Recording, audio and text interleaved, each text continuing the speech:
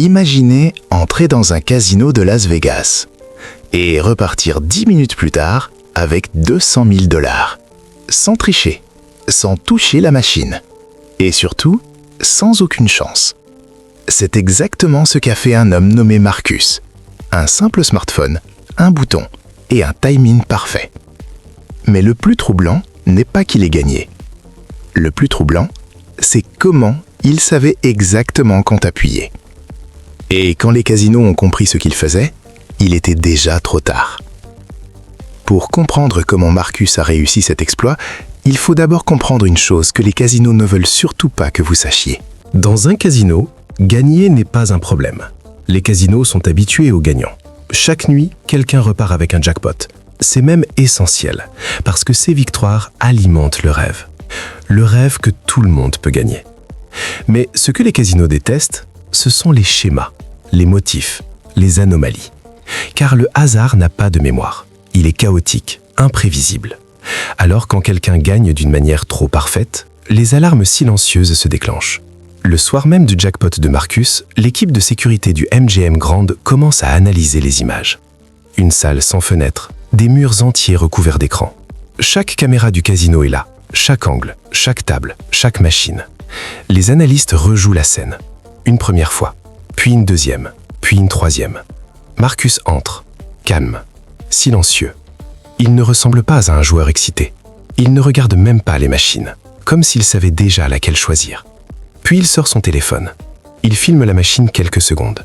Un geste banal, tellement banal que personne ne l'aurait remarqué. Mais dans un casino, rien n'est banal. Les analystes ralentissent la vidéo, image par image. Ils cherchent un dispositif, un signal, un complice. Mais il n'y a rien. Marcus ne touche pas la machine. Il ne manipule aucun câble. Il ne fait rien d'illégal. Il s'assoit, attend, puis appuie sur le bouton et gagne. Pourtant, quelque chose ne colle pas. Parce que ce n'est pas la première fois. En fouillant dans les bases de données des casinos, les analystes découvrent quelque chose d'étrange. Marcus est déjà apparu ailleurs. Atlantic City. Plusieurs casinos du Nevada. Même quelques établissements en Europe. Toujours la même routine. Toujours la même méthode. Filmer, attendre, appuyer. Jackpot. Parfois 30 000 $, parfois 70 000, parfois beaucoup plus. Et à chaque fois, aucune preuve de triche. Aucune manipulation. Rien. Juste un homme et un téléphone. C'est là que la sécurité découvre enfin son identité. Marcus. Et quand il creuse son passé, l'affaire devient encore plus troublante. Marcus n'était pas un joueur. Il n'était pas un arnaqueur. Marcus était mathématicien. Et dans un monde gouverné par les probabilités, un mathématicien qui gagne trop souvent n'est jamais un hasard. Mais la vraie question commence à émerger dans la salle de surveillance. Marcus est-il simplement chanceux ou a-t-il découvert quelque chose que les casinos eux-mêmes n'avaient jamais remarqué ? Parce que si Marcus ne triche pas, alors cela signifie une chose beaucoup plus inquiétante. Le problème ne vient peut-être pas du joueur. Le problème vient peut-être des machines elles-mêmes. Les casinos affirment tous la même chose. Chaque machine à sous fonctionne grâce au hasard pur. Chaque tour est indépendant. Chaque résultat est imprévisible. C'est ce qui rend le jeu légal. Et surtout, rentable. Mais Marcus savait quelque chose que la plupart des joueurs ignorent. Dans un ordinateur, le hasard n'existe pas vraiment. Les machines à sous utilisent un système appelé RNG, un Random Number Generator, un générateur de nombres aléatoires. En théorie, il produit des résultats totalement imprévisibles. Mais en réalité, ce n'est pas du vrai hasard. C'est ce que les ingénieurs appellent du pseudo-hasard. Cela signifie que les nombres semblent aléatoires, mais qu'ils sont en réalité générés par un algorithme, une suite de calculs, une séquence, un rythme, un peu comme une horloge, invisible, mais parfaitement régulière. Normalement, ce rythme est impossible à détecter. Les calculs se produisent des milliers de fois par seconde, bien trop vite pour un humain. Mais Marcus ne cherchait pas à battre la machine, il cherchait à comprendre son tempo. Pendant des mois, il a étudié les architectures des machines à sous, les processeurs, les cycles de calcul, les micro-délais entre chaque génération de nombres. Et, un jour, il a remarqué quelque chose d'étrange. Un minuscule décalage, une latence presque invisible. Un moment extrêmement bref où le résultat était déjà déterminé, mais pas encore affiché. Une fenêtre de temps ridicule, un quart de seconde, 0,25 secondes. Pour un joueur, c'est insignifiant, mais pour un mathématicien, c'est une éternité. Marcus venait de découvrir ce que certains ingénieurs appelleront plus tard l'algorithme fantôme. Une faiblesse cachée dans le cycle interne de certaines machines. Un moment précis où le résultat pouvait être prévu avant qu'il n'apparaisse. Imaginez regarder une pièce tomber et savoir à l'avance sur quel côté elle va atterrir. Pas grâce à la chance, grâce aux mathématiques. Et une fois que Marcus avait compris cela, le casino n'était plus un lieu de hasard. C'était devenu un système prévisible. Mais découvrir la faille n'était que la première étape. La vraie question était beaucoup plus difficile.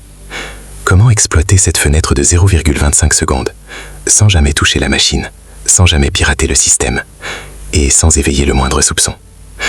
La réponse de Marcus était d'une simplicité déconcertante. Son arme principale n'était pas un ordinateur, ni un logiciel de piratage. C'était simplement son smartphone. Marcus avait trouvé la faille. Mais une faille ne vaut rien si on ne peut pas l'exploiter sans se faire remarquer. Car dans un casino, tout est surveillé. Chaque machine, chaque mouvement, chaque joueur. Si Marcus branchait un appareil sur la machine, il serait arrêté. S'il tentait de modifier le logiciel, il serait arrêté. Il devait donc utiliser une méthode invisible, une méthode qui semblerait parfaitement normale. Sa solution était d'une simplicité presque géniale. Il utilisait simplement la caméra de son smartphone. Quand Marcus arrivait devant une machine, il ne jouait pas immédiatement, il sortait son téléphone. Et pendant quelques secondes, il filmait les rouleaux. 3 secondes, parfois 5. Pour n'importe qui autour de lui, cela ressemblait à un geste banal, un joueur qui filme la machine, un souvenir, une vidéo pour les réseaux sociaux. Mais en réalité, Marcus collectait des données extrêmement précieuses. Chaque image capturait une position différente des rouleaux. Et ces positions révélaient quelque chose de crucial, le rythme interne de la machine. Une fois la vidéo enregistrée, Marcus rangeait son téléphone. Et c'est là que la vraie opération commençait. La vidéo était envoyée à un serveur distant. Un programme analysait chaque image, frame par frame. Il calculait la vitesse des rouleaux, la fréquence du générateur pseudo-aléatoire, le moment exact où la machine atteignait le cycle gagnant. En quelques secondes, l'algorithme reconstruisait le tempo de la machine, comme un métronome invisible. Puis, le serveur envoyait un signal discret au téléphone de Marcus. Pas un message, pas une notification visible, juste une vibration. Toujours au même moment, 0,25 secondes avant le résultat gagnant. Un quart de seconde. C'était la fenêtre parfaite. Marcus n'avait plus qu'à faire une seule chose, appuyer sur le bouton. Pas trop tôt, pas trop tard, exactement au bon moment. La machine pensait simplement suivre son cycle normal, mais Marcus interceptait le résultat au moment parfait. Encore, et encore, et encore. Les casinos pensaient voir un joueur chanceux, mais Marcus n'était pas chanceux. Il était synchronisé avec la machine. Et pendant un moment, personne ne remarqua rien. Parce qu'à Las Vegas, les gens gagnent parfois. Mais ce que les casinos surveillent vraiment, ce ne sont pas les gains, ce sont les modèles. Et tôt ou tard, le modèle de Marcus allait apparaître dans leur système. À partir de ce moment-là, la partie allait complètement changer. Pendant un moment, Marcus était invisible. Il entrait dans un casino, choisissait une machine, filmait quelques secondes, attendait, puis repartait avec des dizaines de milliers de dollars, sans alarme, sans soupçon. Car à Las Vegas, gagner une fois n'est pas suspect. Les casinos ont même besoin de gagnants. Cela alimente le rêve que tout le monde peut battre la machine. Mais ce que les casinos détestent, ce sont les schémas. Le hasard est chaotique, imprévisible. Un joueur peut gagner une fois, 2 fois, mais quand quelqu'un gagne trop souvent, le système commence à regarder de plus près. Au début, Marcus était extrêmement prudent. Il changeait de casino, il changeait de ville, parfois même de pays. Il laissait plusieurs semaines entre chaque session. Il ne prenait jamais des sommes trop énormes, juste assez pour rester sous les radars. Mais le succès a un effet étrange sur l'esprit humain. Au début, il rassure, puis il donne confiance. Et avec le temps, la confiance se transforme en certitude. Marcus avait battu le système. Encore, et encore, et encore. Les machines fonctionnaient toujours. Son algorithme fonctionnait toujours. Et surtout, personne ne semblait comprendre ce qu'il faisait. Alors les sessions sont devenues plus fréquentes. Les jackpots plus rapprochés. 30 000 $, 50 000, 80 000, parfois plus. Marcus pensait avoir trouvé la combinaison parfaite. Un système mathématique. Propre. Invisible. Mais il avait oublié une règle essentielle de Las Vegas. Une règle que tous les joueurs finissent par apprendre. À Vegas, personne ne vous observe quand vous perdez. Mais quand vous gagnez, on commence à vous étudier. Vos habitudes, vos gestes, vos statistiques. Et quelque part, dans un serveur du casino, les données de Marcus commençaient à former quelque chose de dangereux. Un modèle. Et, dans un casino, un modèle signifie toujours une seule chose. Quelqu'un a peut-être trouvé une façon de battre le système. Et quand cette idée apparaît, le casino ne regarde plus les machines. Il commence à regarder le joueur. Et très bientôt, Marcus allait découvrir qu'il n'était plus simplement un client. Il était devenu une anomalie statistique. Dans les casinos modernes, la sécurité ne repose pas seulement sur des gardes ou des caméras. Elle repose sur les données. Chaque machine enregistre tout.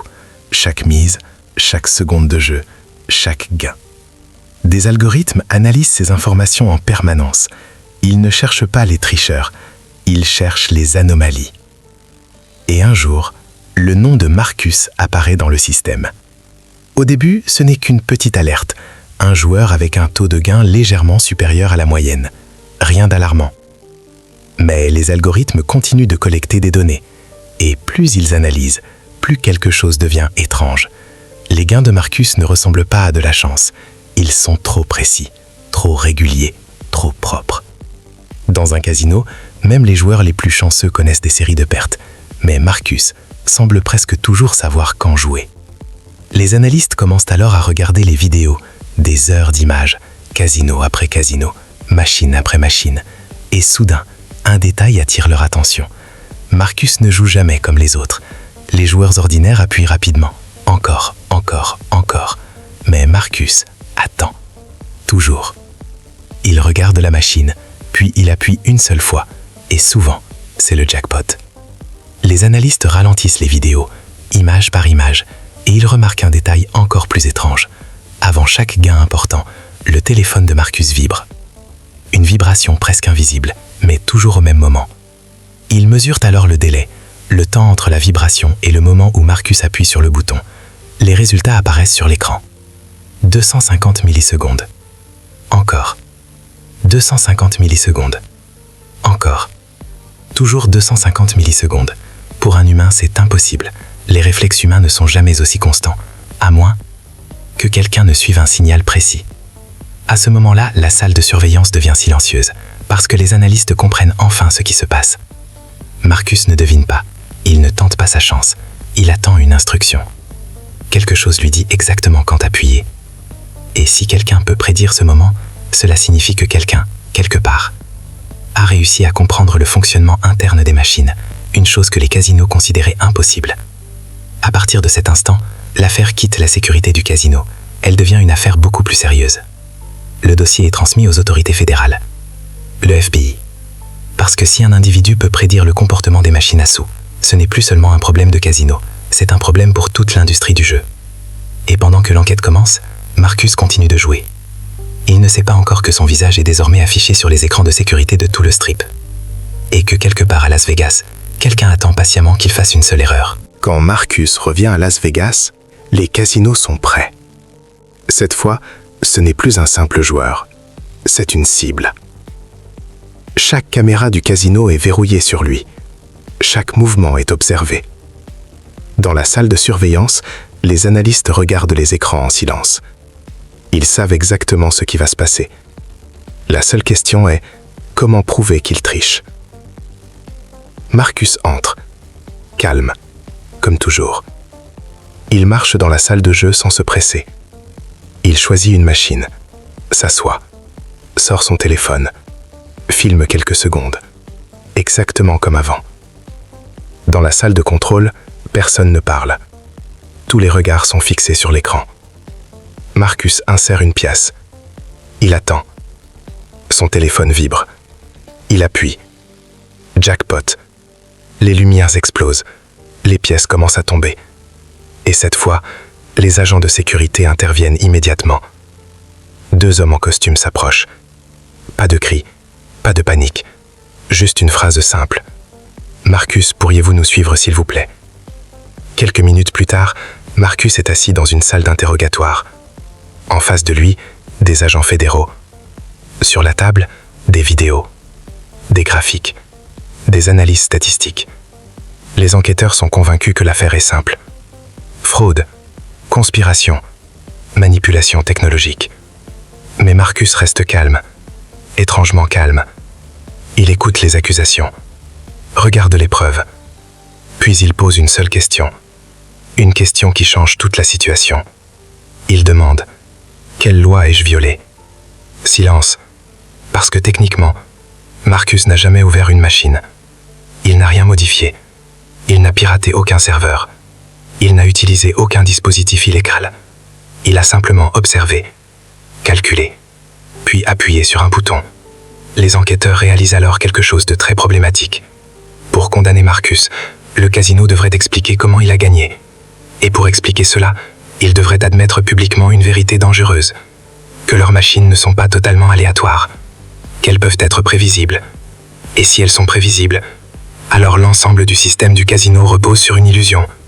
Des milliards de dollars dépendent de cette illusion. Admettre cette faille serait catastrophique. Alors soudain, Marcus comprend quelque chose. Il ne possède pas seulement un algorithme. Il possède quelque chose de bien plus puissant. Un secret que personne ne peut se permettre de révéler. Et dans cette pièce silencieuse, le rapport de force vient de changer. À partir de ce moment-là, l'affaire dépasse largement un simple casino. Parce que si Marcus a vraiment trouvé une faille dans ses machines, alors le problème est énorme. Les machines à sous ne sont pas fabriquées par les casinos. Elles sont produites par quelques grandes entreprises technologiques. Et ces machines sont installées partout dans le monde. Las Vegas, Macao, Atlantic City, Singapour. Des millions de machines. Des milliards de dollars qui circulent chaque jour. Si la méthode de Marcus fonctionne réellement, alors ce n'est pas seulement un casino qui est menacé, c'est toute l'industrie du jeu. Très vite, les réunions commencent, discrètement, dans des bureaux fermés, des dirigeants de casinos, des avocats, des ingénieurs spécialisés en sécurité. Tout le monde veut comprendre une chose, comment un seul homme a pu faire ça. Les machines concernées sont démontées, les logiciels sont analysés, les lignes de code sont inspectées. Et plus les ingénieurs creusent, plus la situation devient inquiétante. Parce que la faille n'existe pas seulement sur une machine, elle existe sur toute une génération de machines. Le même processeur, le même générateur pseudo-aléatoire, le même cycle interne. Cela signifie que la méthode de Marcus pourrait fonctionner sur des centaines de machines, peut-être même des milliers. Pour les casinos, c'est un scénario catastrophe. Parce que si cette information devient publique, les joueurs pourraient tenter de reproduire la méthode. Les régulateurs pourraient lancer des enquêtes. Les fabricants pourraient être poursuivis. Et surtout, les joueurs pourraient perdre confiance. Or, à Las Vegas, tout repose sur une seule chose, la confiance dans le hasard. Alors une décision est prise. Cette histoire ne doit jamais sortir. Certaines machines disparaissent des casinos. D'autres reçoivent des mises à jour logicielles. Les fabricants corrigent discrètement la faille. Mais il reste un problème. Un seul. Marcus. Parce que Marcus possède quelque chose de dangereux. La connaissance. Et tant que cette connaissance existe, le risque existe aussi. Pendant ce temps, Marcus pense que l'affaire est terminée. Il croit être sorti libre. Mais à Las Vegas, les parties importantes ne se jouent pas sur les machines. Elles se jouent dans l'ombre. Et pendant que les casinos corrigent leurs machines, une autre question commence à circuler dans les réunions privées. Que faire d'un homme qui a réussi à battre le système ? Officiellement, l'histoire de Marcus se termine le soir de son interrogatoire. Quelques heures de questions, quelques analyses, puis soudain, plus rien. Aucune accusation, aucun procès, aucune conférence de presse. Marcus est simplement relâché. Pour le public, l'histoire n'existe même pas. Un incident mineur, un joueur chanceux, rien de plus. Mais en coulisses, tout a changé. Les fabricants de machines reçoivent des messages urgents. Certaines machines doivent être mises à jour immédiatement, d'autres sont retirées des casinos, discrètement, sans explication. Les ingénieurs analysent la faille que Marcus a exploitée, et dans plusieurs rapports internes, un terme apparaît. Ghost Algorithm, l'algorithme fantôme. Une faiblesse temporelle dans le cycle de certaines machines, une fenêtre minuscule, à peine 0,25 secondes, assez longue pour qu'un système externe puisse prédire le résultat. Marcus n'avait pas piraté les machines, il avait simplement compris leur rythme. Mais pour les casinos, le vrai danger n'était pas la faille. Le vrai danger, c'était Marcus lui-même. Car il possédait la connaissance. Et dans un système construit sur l'illusion du hasard, la connaissance est explosive. Alors, pendant quelques mois, Marcus disparaît des casinos. Plus de jackpot, plus de vidéos, plus de signaux. Comme s'il avait compris que la partie était terminée. Puis, un jour, il disparaît complètement. Ses comptes bancaires deviennent silencieux, son téléphone ne répond plus, son appartement est vide. Aucune transaction, aucun déplacement, aucune trace. Comme si quelqu'un avait appuyé sur supprimer. Officiellement, Marcus n'est recherché par aucune autorité. Il n'est accusé d'aucun crime, mais personne ne sait où il est. Les ingénieurs, eux, continuent de parler de son algorithme. Dans certains cercles de cybersécurité, son histoire est devenue une sorte de légende. Un homme, un smartphone et une faille de 0,25 secondes. Un quart de seconde qui a failli révéler que le hasard des casinos n'était peut-être pas si aléatoire. Mais l'homme qui avait découvert cette faille, lui, a disparu. Comme un bug corrigé dans une mise à jour, silencieusement. L'histoire de Marcus semble presque irréelle. Un homme, un smartphone et un casino de Las Vegas transformés en distributeur automatique d'argent. Mais ce qui rend cette histoire fascinante, ce n'est pas seulement le gain, c'est ce qu'elle révèle sur notre monde. Aujourd'hui, presque tout repose sur des systèmes informatiques. Les banques, les marchés financiers, les plateformes numériques, les casinos. Et nous faisons confiance à ces systèmes, parce qu'ils semblent parfaits, imprévisibles, infaillibles. Mais la vérité est souvent différente. Chaque système créé par un humain contient des règles, et chaque règle peut être comprise. Marcus n'a pas piraté une machine, il n'a pas manipulé un casino. Il a simplement regardé le système assez longtemps pour comprendre son rythme caché. Mais l'histoire de Marcus révèle aussi quelque chose de plus profond, un paradoxe humain. Quand quelqu'un découvre une faille dans un système, il a deux choix. L'ignorer ou l'exploiter. Marcus a choisi de l'exploiter. Et pendant un moment, il a gagné. Mais il existe une chose que les mathématiques ne peuvent pas calculer. Une variable impossible à modéliser, l'ego humain. Car plus Marcus gagnait, plus il devenait confiant. Et plus il devenait confiant, plus il devenait visible. Et dans un monde surveillé par des algorithmes, la visibilité attire toujours l'attention. On peut battre un algorithme, on peut battre une machine, on peut même battre un casino. Mais il existe une chose que personne ne peut hacker, les conséquences. Et dans l'histoire de Marcus, ce n'est pas le code qui l'a trahi, c'est le moment où il a commencé à croire qu'il était plus intelligent que le système lui-même. Bienvenue dans Code et Ego, là où chaque histoire commence par un génie et se termine par une conséquence.